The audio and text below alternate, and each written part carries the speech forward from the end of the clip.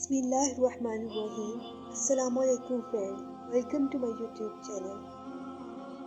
دل کا سکون کیا ہے؟ دل کا سکون کیسے ملتا ہے؟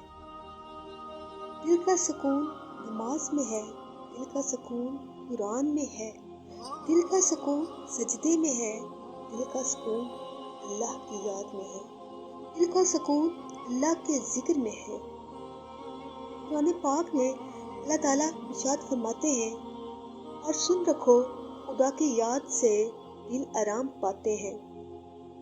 اللہ سے رجوع کرنے میں دیر نہ کرو، بے شک اس نے عرش پہ لکھ دیا، میری رحمت میرے غضب پہ بھاری ہے۔ اکیلے رہ کر اللہ کی یاد میں جو سکون ہے وہ دنیا کی کسی چیز میں نہیں ہے۔ جب درد بڑھنے لگے یا کچھ سمجھ نہ آئے، اپنے رب کی طرف چلو، کیونکہ دلوں کا سکون اللہ کی یاد میں ہے۔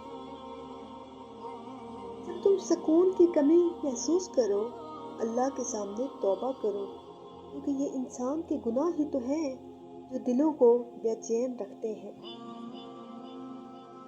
اس کے در پہ سکون ملتا ہے، اس کی عبادت سے نور ملتا ہے، جو جھک گیا سجدے میں اسے کچھ نہ کچھ ضرور ملتا ہے۔